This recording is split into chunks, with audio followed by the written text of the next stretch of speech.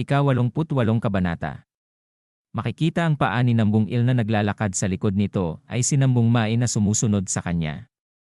Sinasabi nito kay Nambung Mae habang sila ay naglalakad na kung naalala pa daw ba nito ang ginawa niyang pangako sa kanya.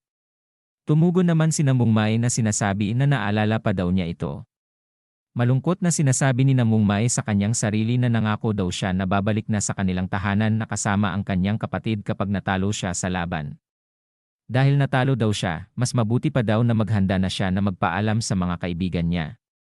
Tumigil sa paglalakad si Nambung Il at sinabi nito kay Nambung Mae na huwag na daw siyang mag-alala tungkol sa ginawa niyang pangako. Nagulat si Nambung Mae sa likuran ng kanyang kuya. Sinabi pa ni Nambung Mae ay ang ibig lang daw bang sabihin nito. Hindi na ituloy ang sinasabi niya dahil sinabi sa kanya ng kuya na tumingin sa kanya at sinabi nito na parang gusto na niya lamang umuwi mag-isa. At si Nambung Mae daw ay maiiwan dito. Nakatayo sila malapit sa bangin at nag-uusap na sinasabi sa kanya ng kanyang kuya na kung alam ba daw niya kung bakit siya strikto sa kanya. Tumugon si Nambung Mae na hindi daw niya alam. Ito daw ba ay may kinalaman sa kanilang ama? Sinabi sa kanya ni Nambung Il na upang maging tumpak, iyon daw ay bahagyang tama. Sinabi pa niya dito na kung hindi dahil sa iyong key center, ay narating na ng ating ama ang terminal stage ng unrestrained realm. Ang stage ng realm ay ang initial, intermediate, at terminal. Upang sugpuin ang maruming ki sa iyong katawan, nawala ng 30% ng kanyang panloob na ki si ama at hindi siya makagawa ng isang breakthrough. Sinabi pa niya na walang nakakaalam kung kailan siya magkakaroon ng isa pang pagkakataon. At dahil dito, nabawasan din ang lakas ng ating pamilya. Malungkot na tumugon si Nambung Mae na sinasabi niya na alam daw naman niya iyon. Nakatingin sa kanyang kuya at sinasabi niya sa kanyang sarili na, natural lang sa kuya na maging sensitibo sa panganib. Dahil siya ang susunod na pinuno ng pamilya. Kung siya din daw ang nasa katayuan ng kanyang kuya, magagalit din daw siya. Sinabi ni Nambung Il na ngunit ang ikinagalit ko ay ang sitwasyon sa ating ina. Mahina ang ina at palagi siyang may sakit. Sinabi pa niya na gayunpaman, siya ay nanatili sa tabi mo araw at gabi. Alam naman daw niya na ikaw ay nalason. Pero isang araw nung inaalagaan ka ng ina natin nang wala si ama, ay meron hindi inaasahang pangyayari. Para mapagaan ang maruming ki sa loob mo, na nagsimulang magamok, kinuha niya ang ki sa loob mo at inilagay sa sarili niyang katawan. May mabilis na pumasok sa pintuan at nagulat ang kanilang ama nang makita niya ang kanyang asawa. Nang maglaon, naisip ni ama na hinding-hindi mo makokontrol ang dakilang yang ki. Kahit na tiniyak niyang ikukulong ang ki na yon sa loob ng iyong key center. Nagkatinginan sila na sinasabi pa sa kanya ni Nambung Il na yon daw ang dahilan kung bakit ayaw kanyang paggamitin ng inner key. Pumikit si Nambung Mae na sinasabi niya sa sarili na yon daw pala ang dahilan kung bakit ang kanyang ina ay nagkasakit.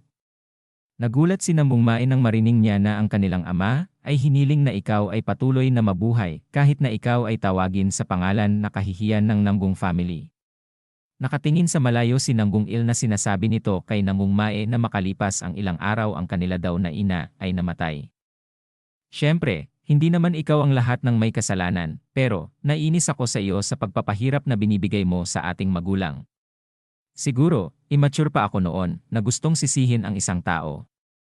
Sinabi sa kanya ni Nambung Mae na akala ko galit sa akin ang mga kamag-anak at kapatid ko dahil hindi ako talentado. Malungkot na naiisip ni Nambung Mae na sinasabi na sinisisi ko lang ang aking ama at ang aking kapalaran. Sinabi pa ni Nambung Il na ang mga gawain sa mundong ito ay magulo.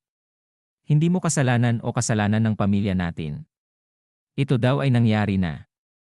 Pumikit na sinasabi ni Nambung Il na mula sa kung ano ang napansin sa pagmamasid sa iyo. Makikita ang paglalaban nila ni Moyong Bo at wika pa niya na ayaw mong matalo sa iyong kapalaran. Patuloy kang nagsisikap at ngayon ay kontrolado mo na ang ki mo ng maayos. Hinawakan niya sa balikat si Nambung Mae at sinabi nito sa kanya na ngayon, nagpasya akong kilalanin ka na. Magkaharap sila na nakahawak pa din sa balikat si Nambung Il na sinasabi kay Nambung Mae na tandaan mo, isa ka sa mga miyembro ng pamilya Nambung at ang ipinagmamalaki kong kapatid. Sinabi pa niya na ikinagulat ni Nambung Mae na sigurado daw siya na ang kanilang ina, na wala ngayon sa mundo nila, ay masaya rin ito. Nagulat si Nambung Il nang may mapansin siya, at itinulak si Nambung Mae na sinasabi, at sinisigaw nito na umiwas daw ito. Isang mabilis at matalas na enerhiya ang tumama sa braso ni Nambung Il. Lumipat ang eksena kung saan umaakyat sa mabatong bundok ang isang lalaki na tinitingnan ang isang ibon sa ere at tinitigan niya ito. At nang nakaakyat na ito ay lumuhod na sinasabi sa harap ng kuweba na Vice Leader, oras na. Nakaluhod na sinasabi nito na sa kasalukuyan, ang Murim Alliance ay nagho-host ng martial tournament na tinatawag na White Martial Arts Contest. Ito ay isang magandang pagkakataon upang ipaalam sa mga tao na ang kultong demonyo ay nakatayo pa rin. Sinabi ng nasa kuweba na si Vice Leader na naglalaro ba ang mga righteous sect na mga bastardo. Tama daw at sulit ang paghihintay nila. Sinabi pa nito na sisirain ko ang kanilang kapayapaan. Sinabi ng nakaluhod sa Vice Leader na balibalita na nagtuturo si Guy Myondok sa mga estudyante sa White Military Academy. Pumasok ang hangin sa loob ng kuweba na sinasabi ng Vice Leader na ano. Sinasabi mo bang payapa na nagtuturo si Guy Myondok sa mga estudyante? Ito daw ay kawili-wili. Kung tama daw siya, ito daw ay parang nasugatan din ng husto noong lumaban sa ating master. At iyon ang dahilan kung bakit siya umatras. Kung iyon ang kaso, ito ay magiging mas maayos kaysa sa ating inaasahan. Sumigaw mula sa loob ng kuweba habang nakaluhod ang taong ito at sinasabi ng Vice Leader na papatayin ko ang kanyang mga estudyante para ibalita sa mundo na nabuhay na muli ang kulto ng demonyo. Nakangiti ang nakaluhod habang napapakinggan niya ang pagsigaw ng Vice Leader. Lumiliwanag ang mga mata at nakangiti na naiisip niya ang isang taong nakamaskara na sinasabi niya na ito daw ay naayon sa pinalano niya. Lumipat na ang eksena kung saan ay malalim na humihinga at tumutulo ang maraming dugo ni Nambung Il hawak ang naputol niyang baraso. Nagulat at nag-aalala si Nambung Mai na tinatawag ang kanyang kuya at sinasabi nito na ang braso daw nito.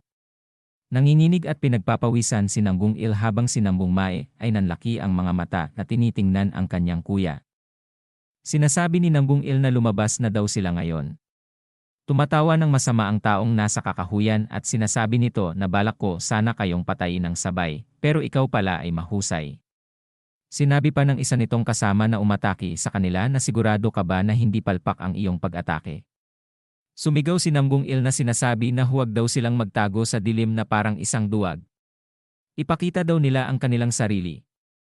Makikita ang isang kamay at ang tatlong daliri ay may suot na bakal na matutulis. Naglabas ng enerhiya na nakatingin sa kanila at sinasabi nito na sa tingin mo iba ka. Gusto mo bang subukan ito? Sinabi ng isang kasama nito sa kanya na tinatanong kung ang mga sugat na natamo mo noong nakaraan ay ganap na bang naghilom.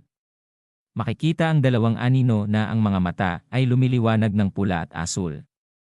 Sinasabi ng lumiliwanag na kulay pulang mata na tumatawa na ito daw ay mabilis na gumagaling kapag ang kanyang laway ay inilalagay niya rito. Na tinitingnan ni Nambung Il ang dalawa mula sa malayo. Lumiwanag ang mga mata ni Nambung Il at gumawa ng bilog na enerhiya sa kanyang kabilang kamay. Itinira niya ito sa dalawa na tinatawag niya ang atake niyang iyon na Vaulted Palm of Death. Malapit nang tumama. Sa dalawa ang energy ball na ginawa ni Nambung Il. Nagtatanong pa din ang may asul na lumiliwanag na mga mata na kamusta naman ikaw. Ang rib daw ba nito na nabali nung nakaraan ay okay na? Tumugon ang may lumiliwanag na pulang mata na hindi daw niya alam ang pinagsasabi nito.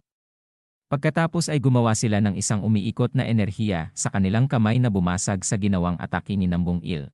Pinagpawisan at nagulat sa nakita ni Nambung Il na walang nagawa ang kanyang atake sa dalawa at madali lang itong pinasabog. Itinaas ng dalawa ang tigisan nilang kamay at sinasabi ng mga ito na bata, hindi mo ba nakikita na nag-uusap pa kami? Grabe, mabagal ang utak ng mga matuwid na sekta na ito. Ito pala ay ang twin-blooded demon na si Nogyeong at si Ingyong. Nagulat si Nambung Mai na sinasabi niya sa kanyang isip na kinansela nila ang atake ng kuya ko na Vaulted Palm of Death ng ganun lang kadali. Sinabi pa niya sino daw kaya itong mga matatandang ito. At dito na po nagtatapos ang ika-88 kabanata.